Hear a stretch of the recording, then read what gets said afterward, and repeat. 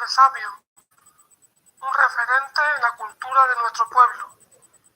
Le caracteriza una vida sencilla, buen sentido del humor y el buen hacer hacia los demás. De cada encuentro contigo aprendemos algo.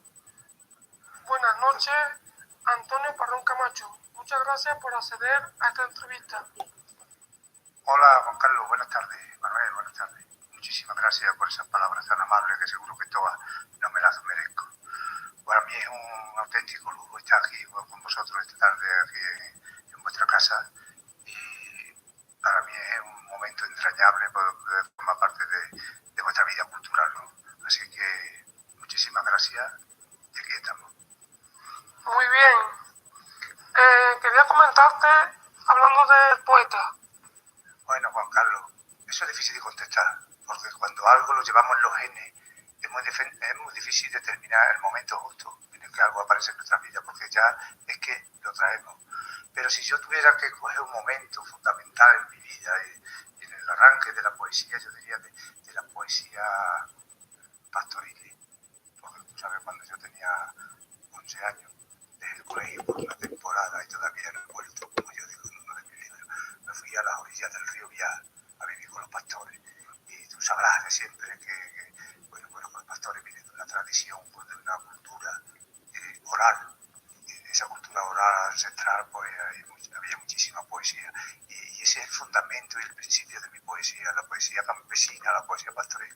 También mi abuela era una mujer sabia, vieja y sabia, que era madre y mujer y viuda de minero, que era una mujer que había vivido muchísimos momentos tremendos de la historia de nuestro país y que la poesía para ella era algo muy importante. También me enseñó, también forma parte de mi inicio, mi abuela y los pastores. Es que de alguna manera has mamado la poesía de tu familia. Pues sí, de alguna manera importante. Y después la poesía del entorno del sur. Tú sabes que somos andaluces, somos de Sierra Morena, de una tierra vieja y sabia, por aquí han pasado generaciones de poetas famosos y menos famosos, y la poesía forma parte de la cultura andaluza. No hay que olvidar que el rey Al-Mutamid de Sevilla ya hace siglos fue, yo creo que uno de los reyes más cultos que hemos tenido en nuestra tierra, ¿no? Fue el rey poeta. Así que ser poeta en Andalucía es muy fácil, porque lo llevamos a ver, y muy difícil, porque el listón está muy alto. Tú sabes que aquí tenemos grandísimos poetas, Machado, Lorca, incluso Miguel Hernández, que no nació en Andalucía, pero se considera ya casi andaluz. Hoy nos visita un hombre sabio, un referente en la cultura de nuestro Y viuda de minero, que era una mujer que había vivido muchísimos momentos tremendos de la historia de nuestro país y que la poesía para ella era algo muy importante. También me enseñó, también forma parte de mi inicio, mi abuela y los pastores. Sí, que de alguna manera has mamado la poesía de tu familia. Pues sí, de alguna manera importante. Y después la poesía del entorno del sur. Tú sabes que somos andaluces, somos de Sierra Morena, de una tierra vieja y sabia, por aquí han pasado generaciones de poetas famosos y menos famosos, y la poesía forma parte de la cultura andaluza. No hay que olvidar que el rey Al-Mutamid de Sevilla ya hace siglos fue, yo creo que uno de los reyes más cultos que hemos tenido en nuestra tierra, ¿no? Fue el rey poeta. Así que ser poeta en Andalucía es muy fácil, porque lo llevamos a ver, y muy difícil, porque el listón está muy alto. Tú sabes que aquí tenemos grandísimos poetas, Machado, Lorca, incluso Miguel Hernández, que no nació en Andalucía, pero se considera ya casi andaluz. Y bueno, y está decir cosas entre estos poetas siempre es muy difícil, pero es también un orgullo. Muy bien.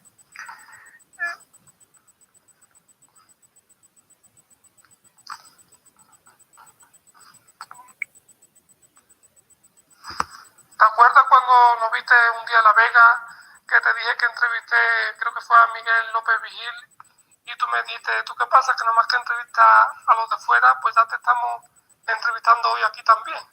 A ti. Bueno, pues sí, en cierto modo me sentí como los niños un poco celosos, porque cuando yo oí que se hacía radio y se hacía lo que hacéis vosotros, un programa cultural, desde la misma Recacha, que tú sabes que estos parajes, estos barrios pues son mi infancia y la fuente, y cuando oí todo eso pues me sentí un poco, por eso pues le di un poquillo de caña a que me invitarais y estoy encantado de estar aquí con vosotros hoy. Gracias. Y hablando de la recacha, ¿de qué fuente has bebido? ¿De qué otros poetas has aprendido? Bueno, si vamos a los poetas clásicos, es evidente, cualquiera que lea mi poesía se da cuenta que Miguel Hernández Machado, por el aire clásico que tiene mi verso, por la métrica, y por esta historia, pues te das cuenta que ellos son los poetas que me han influido. Pero para mí ha sido fundamental la figura de un poeta que vivía aquí en casa, ya Ramón Guerrero, compañero y amigo que murió hace unos años, y yo tuve la suerte de convivir 14 años con él, que me enseñó muchísimo.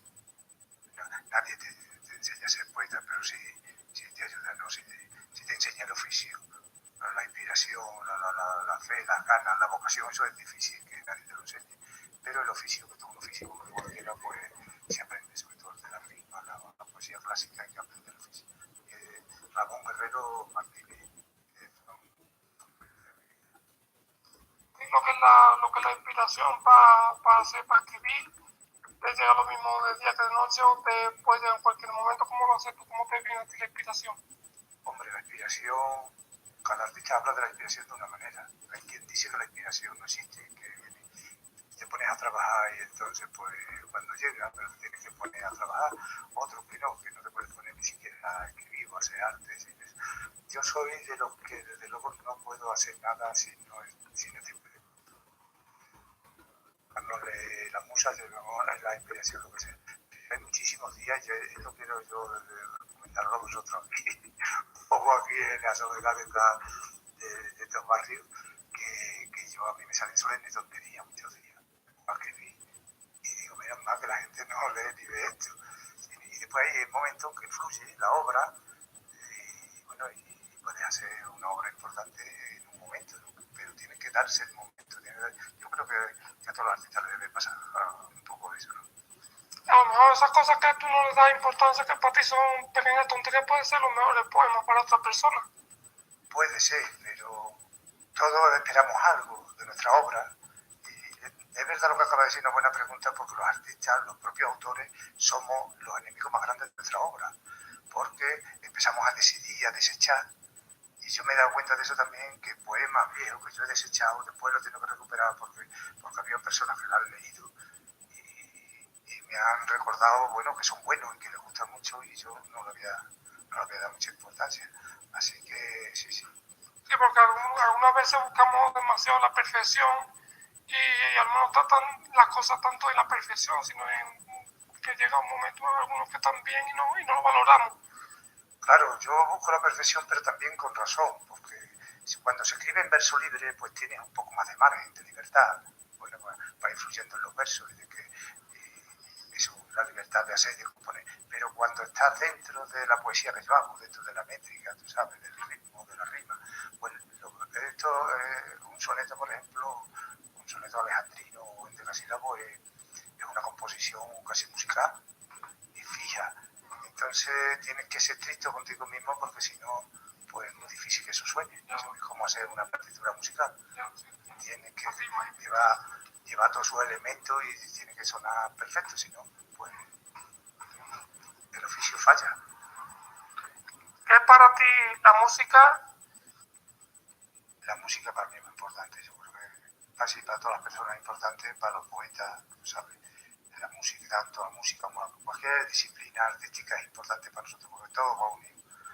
La poesía forma parte de eso, y la música forma también parte de la poesía.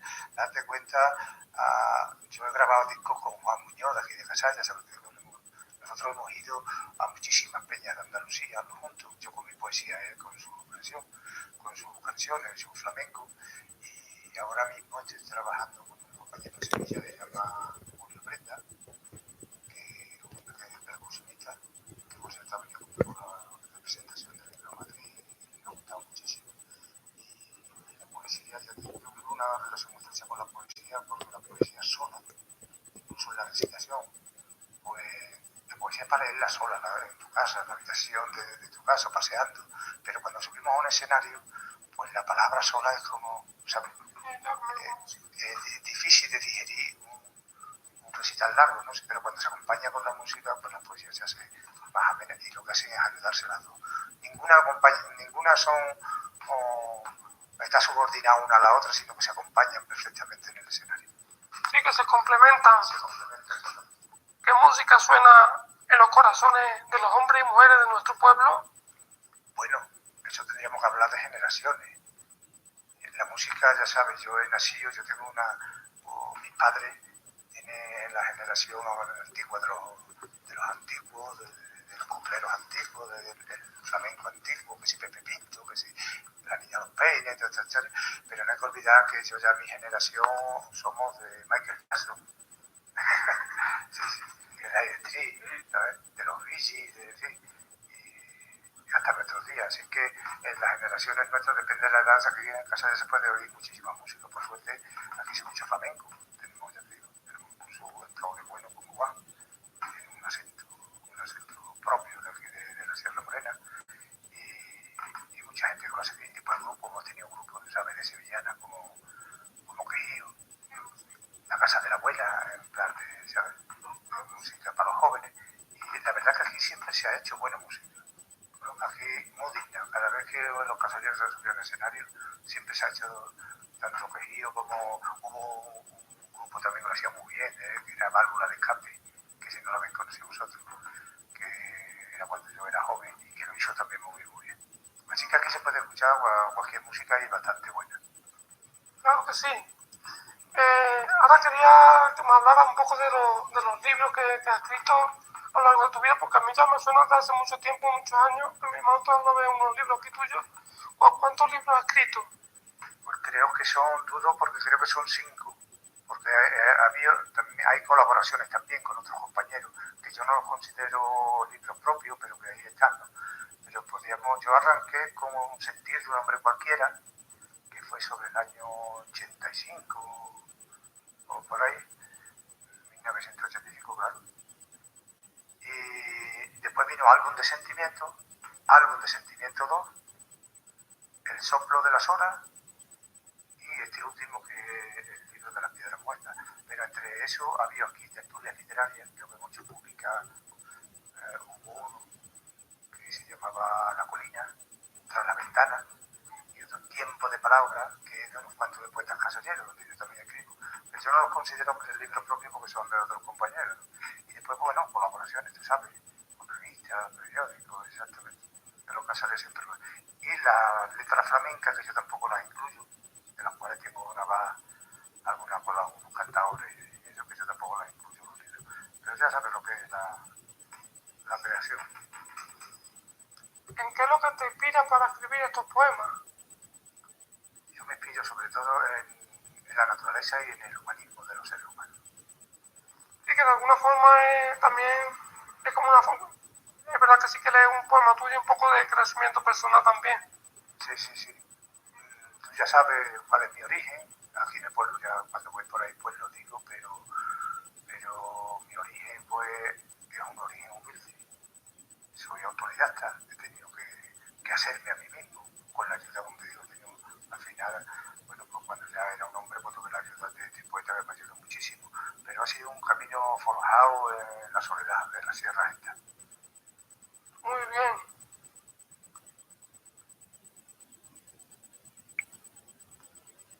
Y bueno, Antonio, hablando del libro de las piedras muertas y hablando de tus orígenes, ¿hay algún poema que hable de tus orígenes? Sí, por supuesto que sí. Y además es el poema que abre el libro, que se titula La Casa Grande. Y los que seamos de aquí del pueblo, pues todos sabemos lo que fue la Casa Grande. Para los que no sean de aquí, pues puedo decirte que era una casa de vecinos, donde después de la guerra, bueno, pues se afinaron las familias de trabajadores que no tenían, que se habían quedado sin vivienda, y ahí en esa casa, pues nací yo. Por lo tanto, ha significado mucho en mi vida y en mi infancia y en mi origen. Y por eso es la que abre el libro de las piedras muertas, y que voy a tener el placer de dedicarlo a vosotros y a todos los que nos escuchen. Muchísimas gracias. La Casa Grande.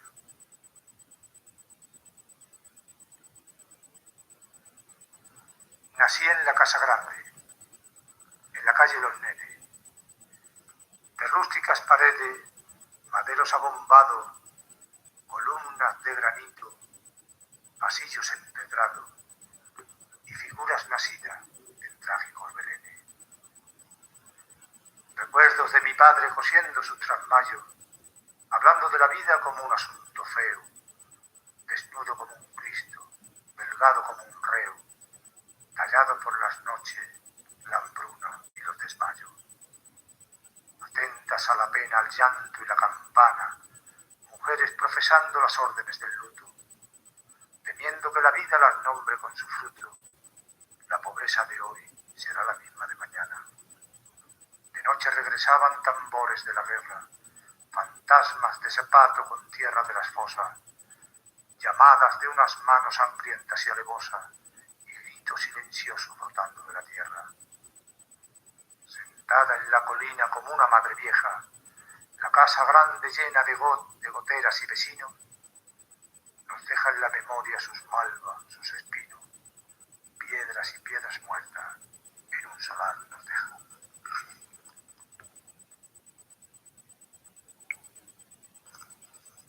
Bueno, Antonio, y el libro de las piedras muertas, cuéntanos un poquito de él, de su trayectoria desde que te inspiraste para escribir sus poemas hasta que lo publicaste y todo eso. Bueno, pues el libro de las piedras muertas es un patrocinio, bueno, lo ha patrocinado el Ayuntamiento de Casalla. Yo tenía una serie de poemas escritos ahí, porque yo ya sabéis que soy un poeta que no suelo publicar mucho, así ya desde el año 2000 y algo, 2002, 2003 creo, que publiqué El soplo de las horas, no he publicado hasta ahora. Y cuando nos pusimos ya en marcha para hacerlo, pues he tenido la suerte de contar conmigo, con Abraham, parte de Tuñaturi, y con un artista de primera línea en Andalucía y en España, que es Paco Pérez Valencia, que es un pintor artista de gaditano de San Lucas de Barrameda, que es el que me ha hecho la portada.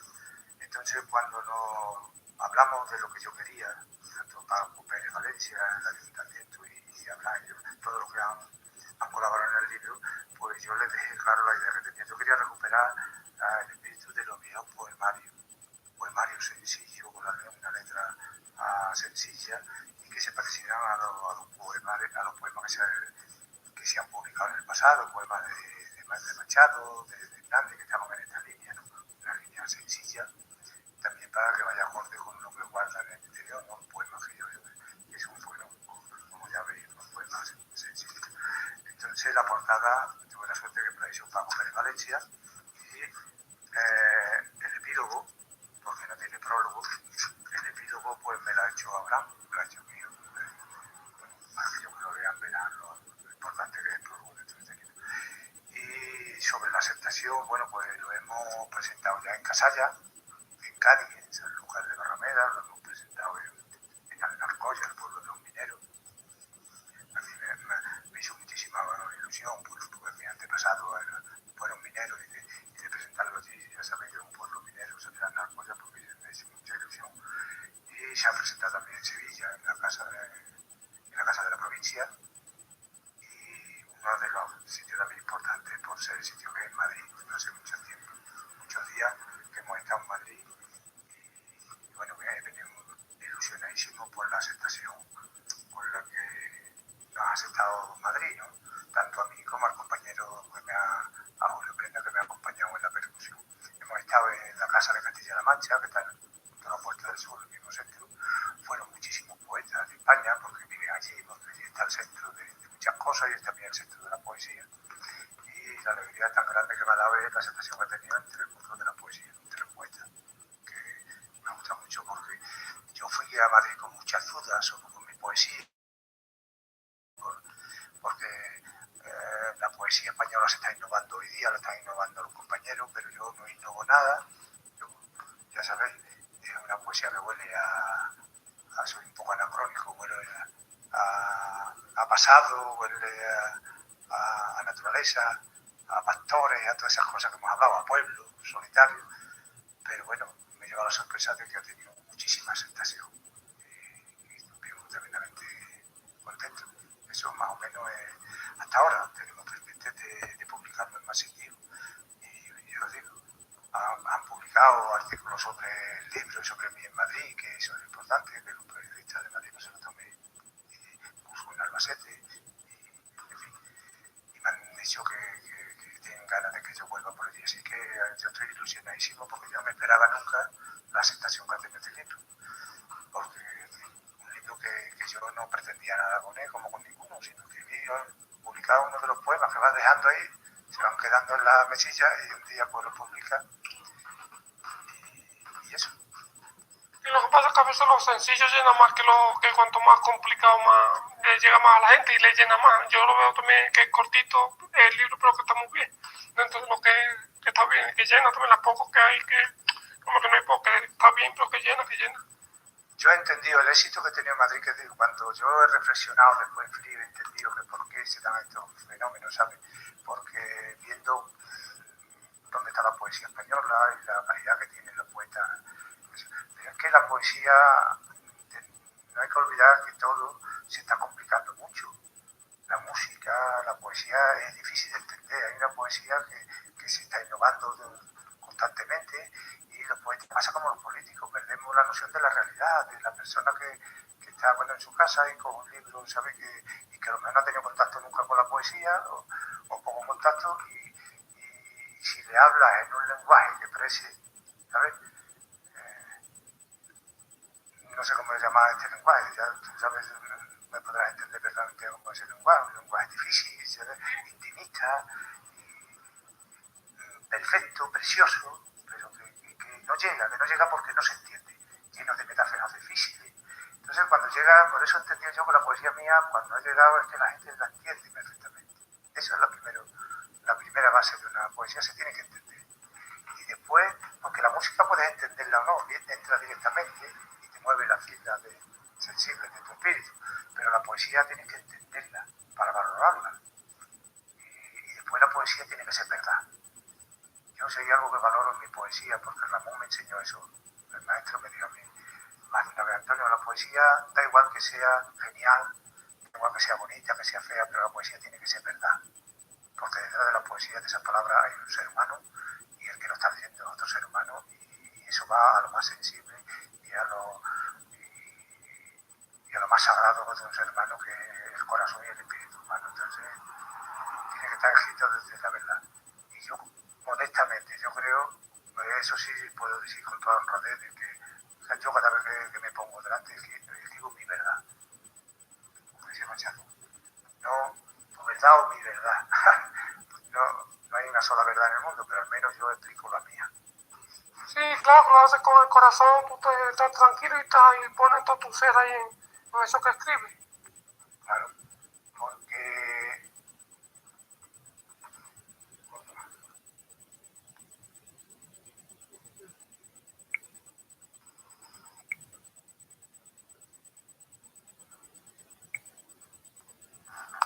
Se lo dedica el libro a tu mujer.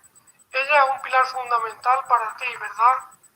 sí, yo creo que todas las madres y todas las mujeres son los pilares fundamentales de la familia y la mía, bueno, pues muchísimo más por lo que ha significado, por la dureza con la que nos ha tratado la vida muchísimas veces, sobre todo a ella, y porque es la compañera inseparable que siempre está cerca de mí. Yo podría estar aquí toda la noche hablando sobre las cualidades de Mari, pero quiero resumir lo que he escrito en el libro, la dedicatoria. Muy bien. Compañía más valiosa no tuvo jamás un hombre que honrara su humilde nombre en mujer tan generosa. A mi mujer. Muy bien, esa es la dedicatoria que tiene escrita en el libro. Y coméntame un poco sobre por qué el libro de las piedras muertas, qué significado el libro de las piedras muertas para ti es.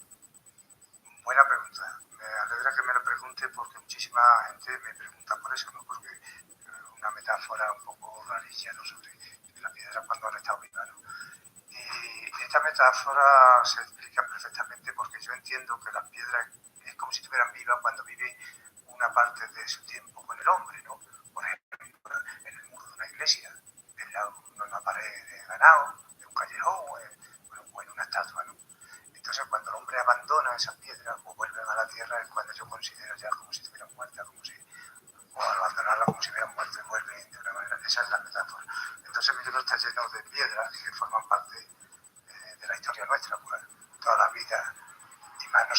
en la sierra, pues las piedras forman parte de nuestra vida. Las piedras de la calle, las piedras de los muros de la iglesia, las piedras del campo, los almajanos, ¿sabes? Los monasterios, como tengo aquí. Así que esa es la explicación más o menos. Sí, que mientras las piedras mientras están solas están muertas, pero en el momento que están en la compañía nuestra forman a partir vida ya, a tener vida. Claro, el hombre tiene la capacidad de dar vida de una forma, yo te digo, literal, y también de una forma simbólica, como el tema de las piedras, y de quitarla. También tenemos la mala suerte de que también tenemos la capacidad de quitar la vida también, ¿no? Pero en este caso a las piedras es solo una metáfora. Muy bien. ¿Y nos quieres contar otro poema hoy? Sí, para no ponerlo tampoco muy dramático ni muy tenso, vamos a recitar Primavera. Está dedicado a nuestros campos y a la primavera, ¿vale? Muy bien. Primavera.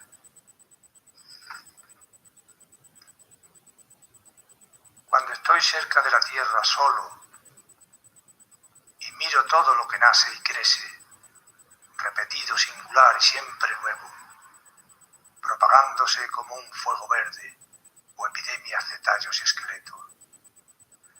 Imagino la muerte cana y seca como una escoba vieja y necesaria, barriendo las veredas caducadas, los desechos del agua y la carroña de los buitres que giran en el cielo. Siento en la piel los labios del polvo, como si me besaran diminutos y errantes pobladores de la nada, como voces de un mundo más abajo, donde viven los huesos con semilla y el principio de toda la estatura que la vida levanta cuando brota. Muy bien. Pues mañana subiremos la segunda parte. Ha estado muy bien. La entrevista es muy completa. Se habla de la naturaleza, se habla de toda la vida en general. No se la pierdan la segunda parte mañana. Muchas gracias a todos por seguirnos. Un fuerte abrazo.